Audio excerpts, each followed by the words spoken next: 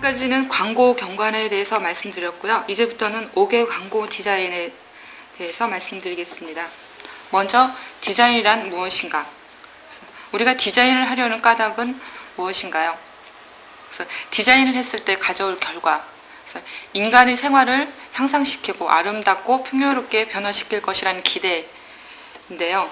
디자인을 했을 때 디자인을 한 것과 안 한 것, 그 즐거움을 맛보기 위해서 디자인을 하는 거죠. 그래서 디자인의 목적은 인간에게 필요한 사물이나 환경을 만들거나 제공하고 그들의 복지를 증진시키는 데 있다고 이야기하고 있습니다.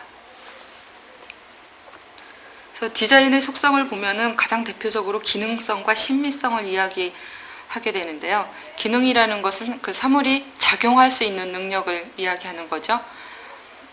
컵이라면 그 잡기 쉬운 디자인.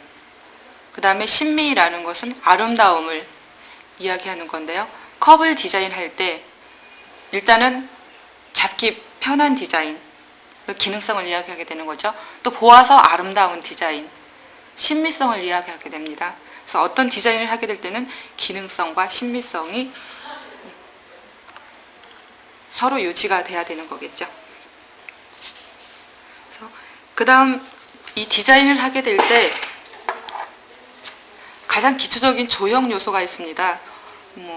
다 알고 있는 것이기도 하지만 또 간과해서 넘어가는 부분이기도 한데요. 점, 선, 면이라는 것들을 우리가 이야기를 많이 하게 되는데요. 점이라는 것은 디자인의 원천적인 요소입니다. 사실은 위치는 있지만 부분이 없는 것, 점, 크거나 작거나 그런 것들은 있지만 어떤 형태나 그런 것들을 특정 짓지 않는다는 것입니다. 그 다음에 이 점이 움직여 나가면 선이 됩니다. 이 선은 길이만 있고 그 폭이 존재하지 않는 거죠. 방향성을 가지게 됩니다. 그 점이 움직여서 선을 이루었기 때문에 그 움직이는 방향성을 가지게 되는 거죠. 그 다음에 공간을 구성하는 기본 단위로 면이 있는데요. 선이 어떤 방향성을 가지고 꺾이면서 그 면을 이루게 됩니다.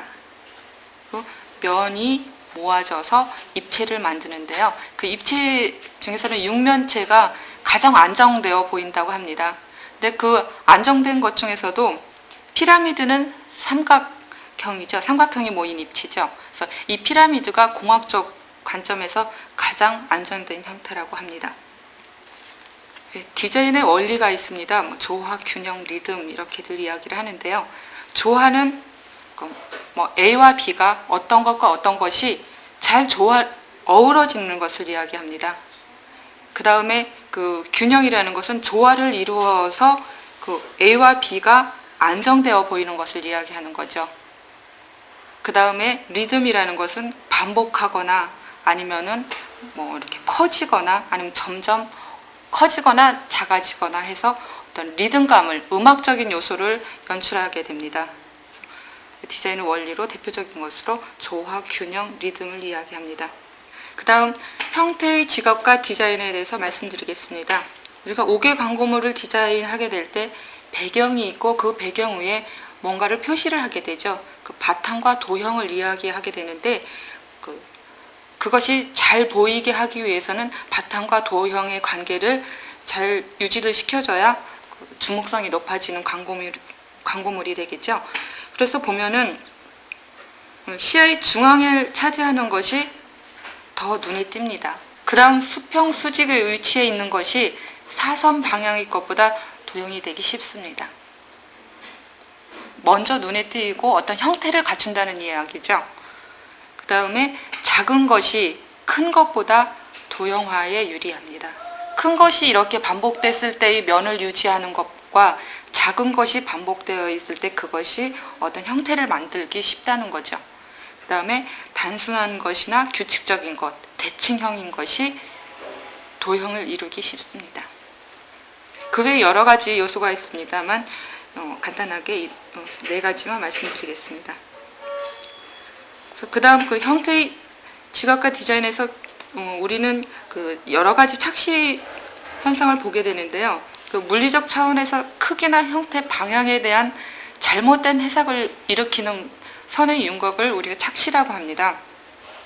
요즘 TV 광고에서도 이 착시의 선을 이용해서 광고를 하고 있던데요. 그 첫 번째 그림에서 보면은 위에 있는 선과 아래에 있는 선, 위에 있는 선이 더 길어 보이죠.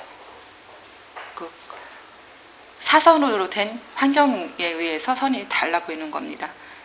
그 옆에 보면은 똑같은 길이의 선이 어떻게 선을 만들어 주느냐에 의해서 그 길이가 더 길어 보이고 작아 보이고 합니다. 똑같은 길이의 선입니다. 요 가운데에 있는 것이 요즘 광고에서 나오는 그 착시 현상을 이용한 거죠. 더 넓어 보이고 더 작아 보인다는. 그다음에 선의 방향에 착시도 있고요. 똑같이 만든 선인데 가로선을 어떻게 긋느냐에 따라서 볼록해 보이고 오목해 보이기도 합니다. 그러니까 여러 가지 상황에 따라서 우리 달라 보이는 착시 현상을 우리 인간의 눈은 일으키게 됩니다. 그 다음에 디자인의 역사를 말씀드리면, 디자인의 역사는 인간의 역사와 같이 하기 때문에 굉장히 다양하고 여러 가지 요소가 있습니다. 그거를 일일이 다 말씀드릴 수가 없으니까 간단하게 그냥 개략적으로 크게 관습과 전통에 의한 디자인하고 그 다음에 현대의 디자인에 대해서 말씀드리겠습니다. 먼저 관습과 전통에 의한 디자인은 처음 문명을 만들었다고 하는 메소포타미아 문명이 도장을 가지고 상품을 보증하는 역할을 하는 도장을 만들었고요. 그 다음에 문자, 요즘의 문자와 같은 서령 문자를 만들고요. 또 법률을 제정해서 쓴 하무라비 법전을 만들게 됩니다. 그 다음 그리스 문명에서는 선과 형의 균형미를 중요시했는데요. 식물이나 동물의 기하학적 형태를 많이 사용하게 됩니다. 15세기 구텐베르그의 인쇄기 발명이 우리 디자인이나 정보나 또 인간의 문명에 굉장히 많은 영향을 미치게 되는데요. 어떠한 정보를 정확하게 전달할 수 있게 되었다는 거죠. 그 다음 기술의 발달과 현대 디자인인데요. 우리가 다른 역사에서도 많이 이야기하게 되는 산업혁명을 기준으로 해서 기계 기술이 상당히 발전을 하게 됐죠. 그 이후로 윌리엄 모리스라는 사람을 주축으로 한 미술공예 운동이 이루어졌는데요. 이 미술공예 운동은 수공예적인 생산 방법을 사용해서 좋은 제품을 만들자는 것을 주창한 운동입니다. 그다음에 이것의 영향을 받은 것이 아르노보 운동이 있는데요. 미술과 산업을 통합한다는 운동이고요. 그다음이 독일 공작 연맹이라고 있는데 예술, 공업, 상업이 협동하여 좋은 디자인을 만들자는 겁니다. 그래서 이것의 영향으로 바우하우스가 결성이 되었는데 디자인은 사회화 운동의 기본이 되는 교육적 성취와 현대 디자인의 이정표를 정립하게 됩니다. 그 다음 이제부터는 이제 광고물의 디자인 요소를 이야기하게 되는데요.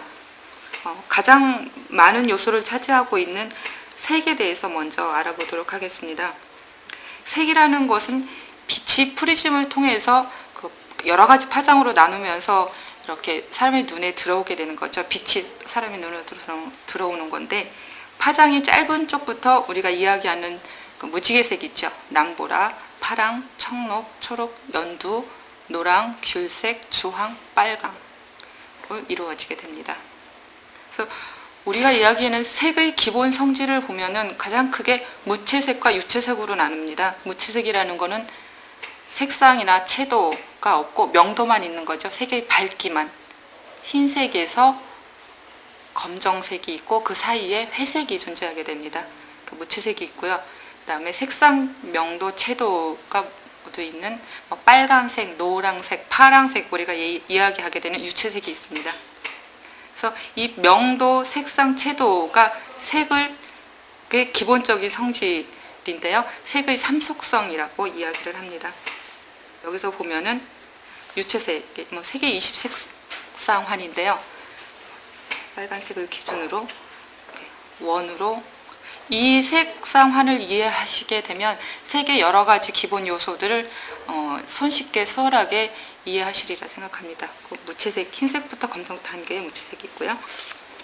그다음에 색의 혼합이 있습니다. 색은 어떤 색과 어떤 색이 합해져서 또 다른 색을 만들게 되죠. 그래서 색의 혼합에는 가산혼합과 감산혼합이 있는데, 가산혼합이라고 하는 것은 색과 색이 더해져서 밝아지는 겁니다. 빛을 더해서 혼합하는 걸 가산혼합이라고 하는데요. 빨강하고 기준이 되는 색이 빨강, 초록, 남색인데요. 빨강과 초록이 합해져서 노란색이 됩니다. 그리고 이것들이 다 여러 가지가 합치면 합칠수록 밝아져서 흰색이 되게 되죠. 그래서 텔레비전이나 아니면 무대의 조명 같은 것들, 어두운 곳에서 조명을 받게 되면 밝아지죠.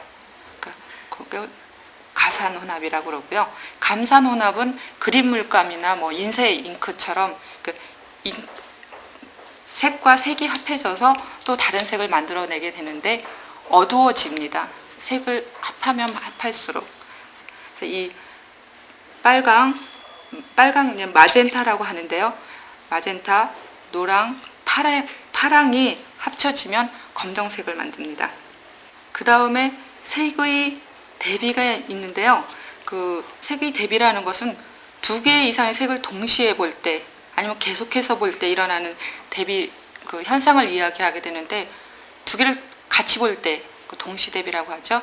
또 하나를 보고 그 다음 다른 색을 봤을 때 일어나는 현상을 계속 대비라고 하는데요. 밑에 그림에서 보시는 것처럼 똑같은 주황색이 빨강색하고 노란색 배경에 있을 때, 빨간색에 있을 때 훨씬 더 선명하게 보이거든요. 색상 대비고요. 그 다음에 똑같은 주황색인데 회색에 있을 때하고 빨간색에 있을 때 색이 순도가 달라 보입니다. 회색에 있을 때 좀 흐려 보이죠. 영향을 받아서. 채도 대비가 되고요. 똑같은 회색인데 흰색 배경에 있을 때, 검정색 배경에 있을 때, 검정색 배경에 있는 회색이 조금 더 왠지 밝아 보이는 느낌이 듭니다. 그래서 명도 대비를 이야기하는 거죠. 그래서 이런 것을 이용해 가지고 여러 가지 광고물도 만들게 됩니다. 대비에서 우리가 이야기할 때 보색 대비라는 것이 있습니다. 아까 설명드렸던 그 20색상환, 그 원으로 이루어진 색상환을 서로 마주보는 색을 보색이라고 하는데요. 예를 들자면 빨강색과 청록색, 노란색과 남색이 있는데요. 그것이 서로 색을 강조해 주게 됩니다. 그래서 여기에서 보시는 바와 같이 이렇게 강조되는 색이 있고요. 그다음에 우리가 제일 많이 사용하는 보색 대비가 크리스마스 시즌에 많이 볼 수 있는 빨간색과 청록색이 있죠. 그 다음에 유사 조화라는 것이 있습니다. 조화에 비슷한 색끼리 어울리면 무난하다는 이야기입니다. 좀 전에는 대비 조화를 해갖고 서로 반대되는 보색 대비를 이룬 거고요. 지금은 유사한 색으로 조화를 이루게 되는 겁니다. 노란색과 주황색. 자, 그 다음 광고물의 요소 중에서 심벌이 있는데요. 선사 시대부터, 옛날부터 그러니까 자기를 표시하기 위해서 무엇을 만들었습니다. 자기를 상징화해서 이것은 내 거야 하고 찜해두는 그런 역할을 하게 되는 거죠. 그런 심벌을 만들게 되는데요. 요즘 기업 이미지를 만드는 출발점으로 이 심벌 마크를 많이 사용하게 되죠. 그 여러 가지 밑에 보이는 것처럼 심벌 마크를 사용하게 됩니다. 그 다음에 광고물에서 가장 많이 사용하게 되는 문자가 있습니다. 그 문자에서는 보면은 여러 가지 요소가 많고 유의해야 될 부분도 많긴 하는데, 일단은 문자라는 것은 읽혀져야 되는 거기 때문에 그 읽혀진다는 것을 이야기하는 것으로 가독성하고 판독성이라는 게 있습니다. 가독성이라는 것은 수월하게, 스무스하게 읽혀지는 것을 이야기하는 거고요. 판독성이라는 것은 그 글자가 무슨 글자라고 빨리 인식하게 되는 것을 이야기하게 됩니다. 그래서 가독성은 크기, 굵기, 그리고 그 글자를 이야기하는 거겠죠.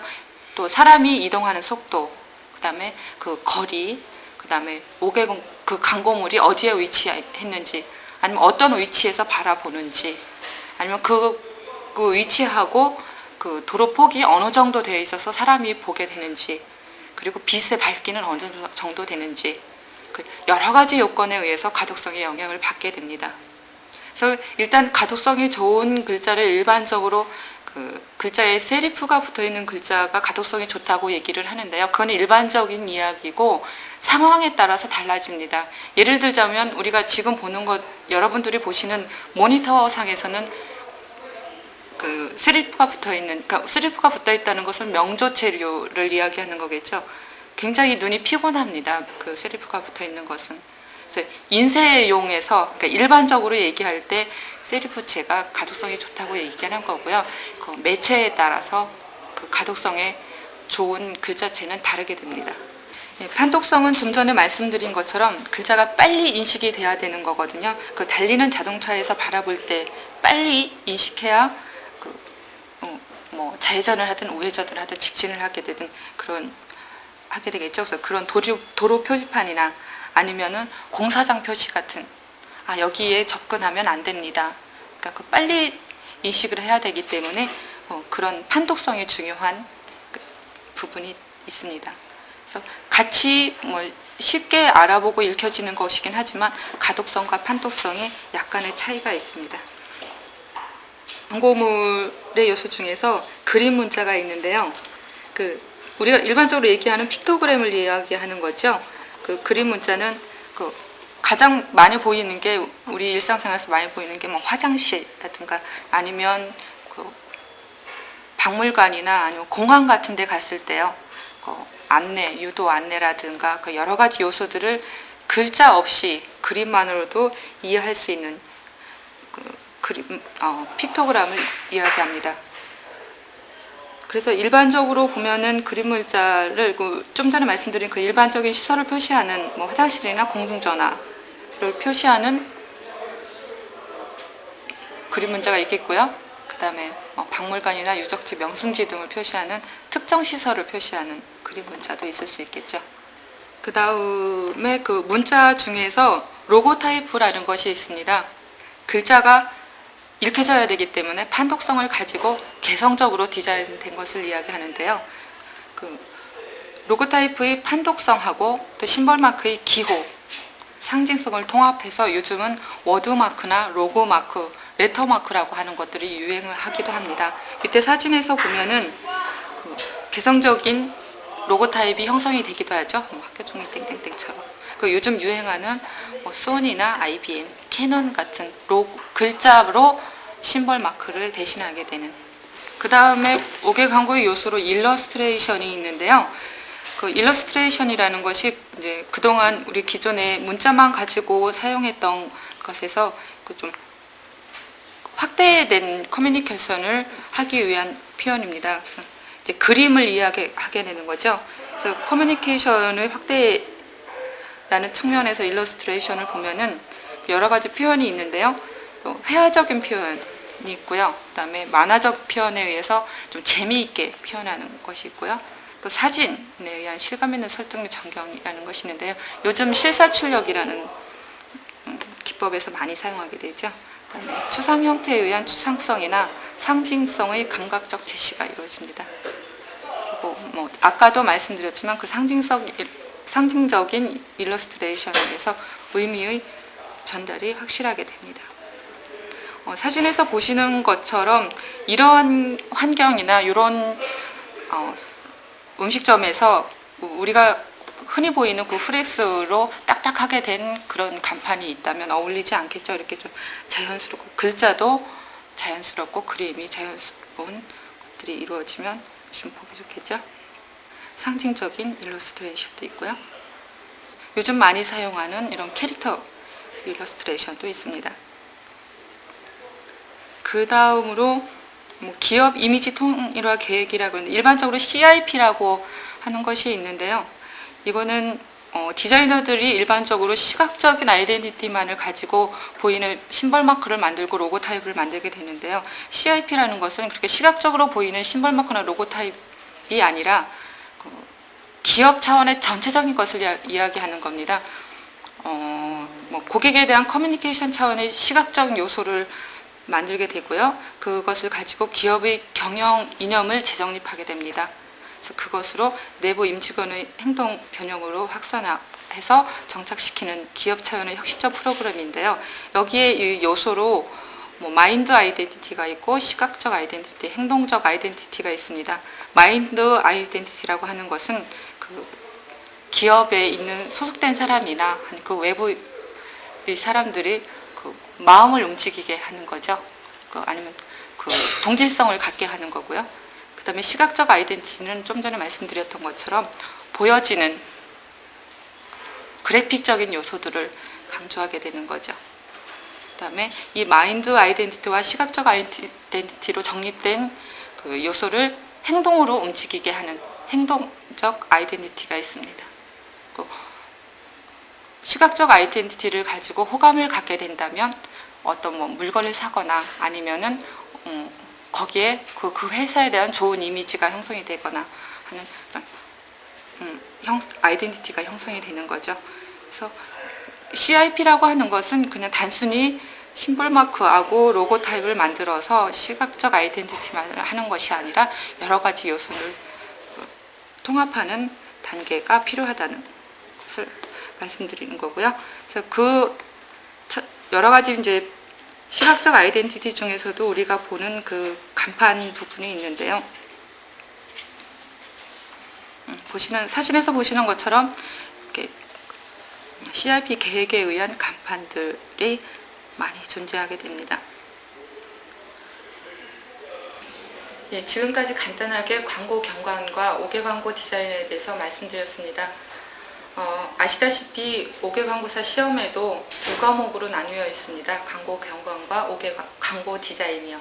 근데 이것들이 좀 구분이 애매모호한 부분도 있어서 이렇게 같이 모아서 말씀을 드렸습니다만, 애모하면서 또 범위가 상당히 넓습니다. 경관, 또 디자인 분야에서도 디자인도 그 세세한 부분들이 상당히 큰 분야인데 이렇게 간단하게 말씀드리기 때문에 자세하게 말씀 못 드린 부분이 좀 안타깝기도 하고요. 그래서 이렇게 간단하게 말씀드린 것을 기초로 해서 여러분들이 좀 교재를 조금 더 자세히 보시고 그 다음에 문제풀이에 들어가시면 훨씬 수월하리라 생각을 하고요. 그 다음에 한국광고사업협회에서 출제해서 공개한 문제은행에 대해서 간단하게 살펴보려고 합니다.